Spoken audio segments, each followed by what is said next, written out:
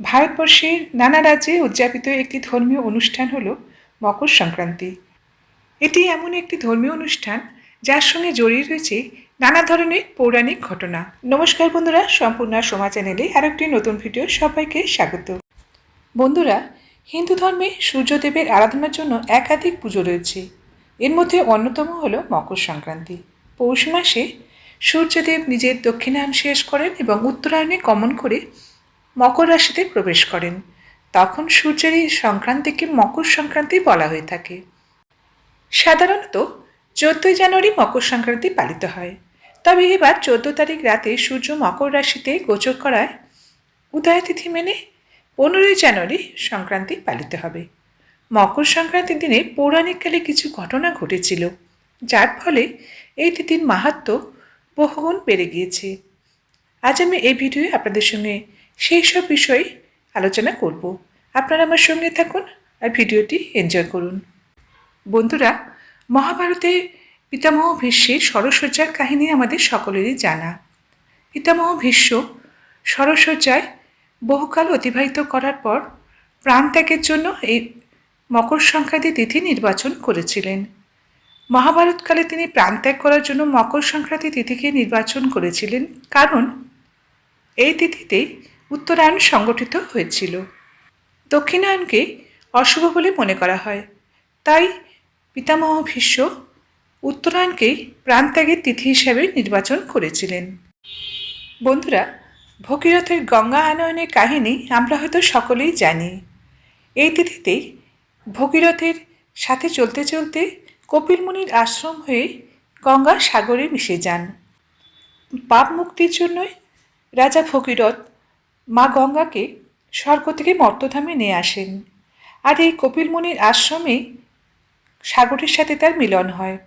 তাই এই উপলক্ষে গঙ্গাসাগর মেলার আয়োজন করা হয়। আর সেই কারণেই পবিত্র কপিল মুনির আশ্রমে দেশ বিদেশের থেকে নানা সাধু সন্ন্যাসী ও সাধারণ মানুষ গঙ্গার পবিত্র সঙ্গমে ধর্মীয় স্নান করার জন্য সকলে একত্রিত হন। বন্ধুরা, এরপরে আসছে সেই পৌরাণিক কাহিনীটি যেখানে সূর্য ও শনির মিলন হয়। কথিত আছে যে সূর্যের প্রথম স্ত্রী সংজ্ঞা এবং দ্বিতীয় স্ত্রী হলেন ছায়া। প্রথম স্ত্রী সংজ্ঞার পুত্র হল যম এবং ছায়ার পুত্র হল শনি। সূর্যদেব লক্ষ্য করেন তার দ্বিতীয় স্ত্রী ছায়া ও তার পুত্র শনি প্রথম স্ত্রী সংজ্ঞা এবং তার পুত্র যমের প্রতি ভেদাভেদ জ্ঞান করে। তা দেখে সূর্য তার দ্বিতীয় স্ত্রী ছায়া ও তার পুত্র শনিকে জেদ থেকে দূর করে দেন।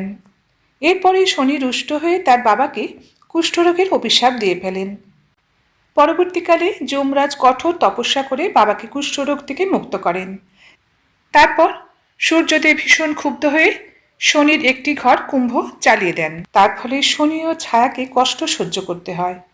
পরে যমরাজ ছায়া ও শনির কষ্ট দূর করার জন্য সূর্যের কাছে অনুরোধ করলে তিনি কুম্ভে পৌঁছন, কিন্তু সেখানে সব কিছু পুরো নষ্ট হয়ে গিয়েছিল।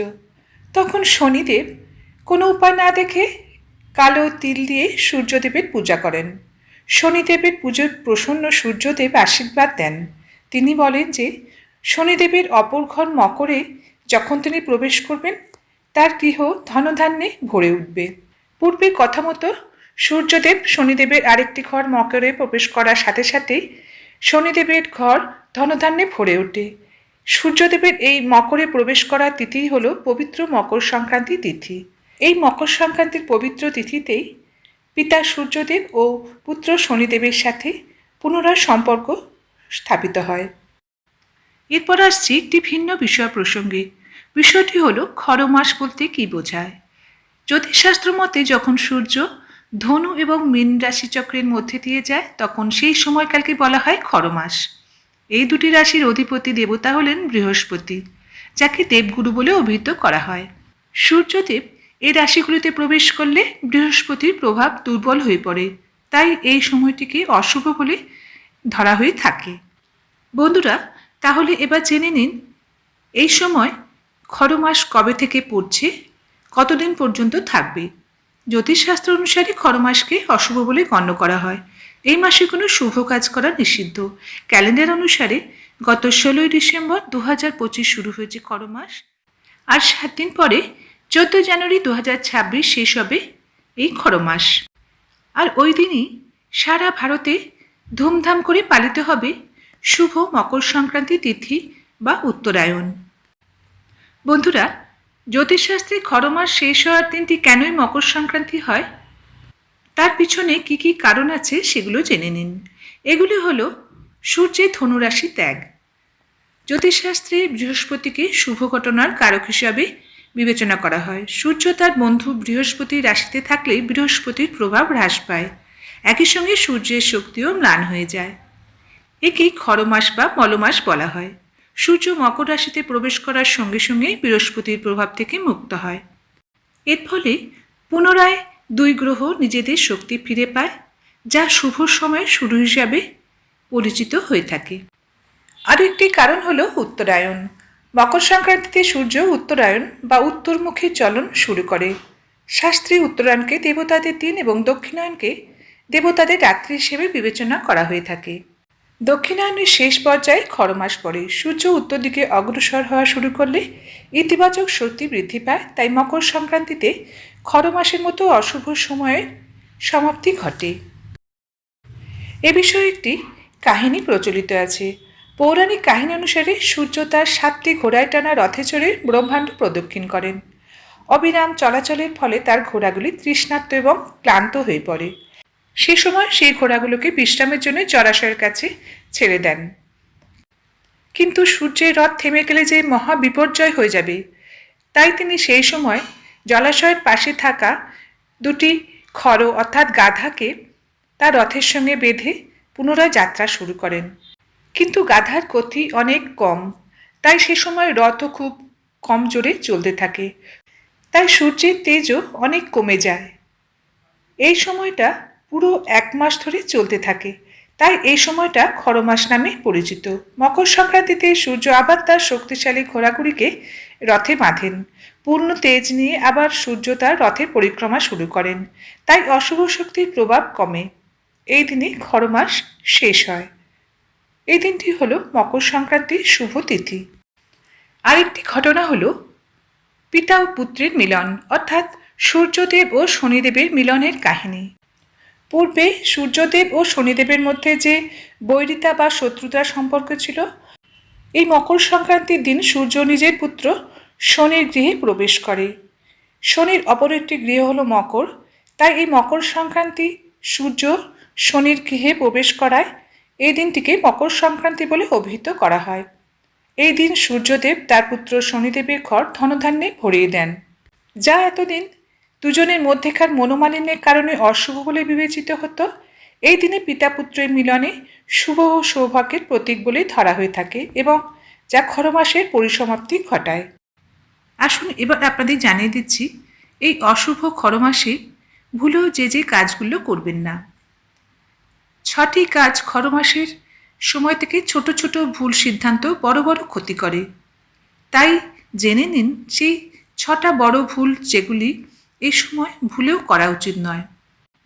খরমাসে কখনো বিয়ে, গৃহপ্রবেশ, নামকরণ, মুন্ডন, অন্নপ্রাশন আর বাস্তু পূজার মতো মঙ্গল কাজ করা নিষিদ্ধ। বিশ্বাস করা হয় এই সময়ে এসব কাজ করলে জীবনে বাধা আর নেতিবাচক প্রভাব পড়তে পারে, তাই এই সময়ে কোনো শুভ অনুষ্ঠান থেকে এড়িয়ে চলুন। খরমাসে নতুন জমি কেনা, বাড়ি বানানো বা বাড়ি বিক্রি করা শুভ নয় বলে মনে করা হয়। খরমাসে নতুন চাকরিতে যোগদান করা, ব্যবসা শুরু করা বা বড় বিনিয়োগ করা ঝুঁকিপূর্ণ বলে মনে হতে পারে। এই অশুভ খরমাসে শুধু সাত্ত্বিক খাবার খাওয়া উচিত। রসুন, পেঁয়াজ, মাংস, মাছ আর ডিমের মতো জিনিস থেকে দূরে থাকুন। এসব না করলে সূর্যদেবের রোষানলে পড়তে পারেন। খরমাসে এই সময়টা ধর্মীয় সাধনা, সংযম আর আত্মচিন্তনের জন্য উপযুক্ত। এই 6টা বড় ভুল এড়িয়ে চলে আপনি জীবনের নেতিবাচক প্রভাব এড়াতে পারবেন। এই মাসে সূর্যদেবকে খুশি করার জন্য কিভাবে সূর্যদেবের পূজা করবেন, কিভাবে সূর্যদেবকে জল অর্পণ করবেন। সূর্যোদয়ের আগে উঠে স্নান করুন। যদি কাছাকাছি কোনো নদী বা পুকুর থাকে তবে আপনি সেখানে স্নান করে নিতে পারেন।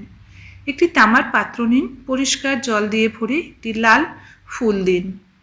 সূর্যদেবকে হৃদয় দিয়ে জল অর্পণ করুন। পাত্র থেকে জল অর্পণ করার সময় সূর্যদেবের মন্ত্র জপ করুন। জল অর্পণের পর সূর্যদেবকে প্রণাম করুন। আজকের এই ছোট্ট ভিডিওটি এখানে শেষ করছি। আশা করছি ভিডিওটি আপনাদের ভালো লাগবে। ভালো লাগলে অবশ্যই একটা লাইক করে দেবেন। আবার আসবো এরকম নতুন নতুন ভিডিও নিয়ে। ভালো থাকবেন। সমাপ্ত। ধন্যবাদ।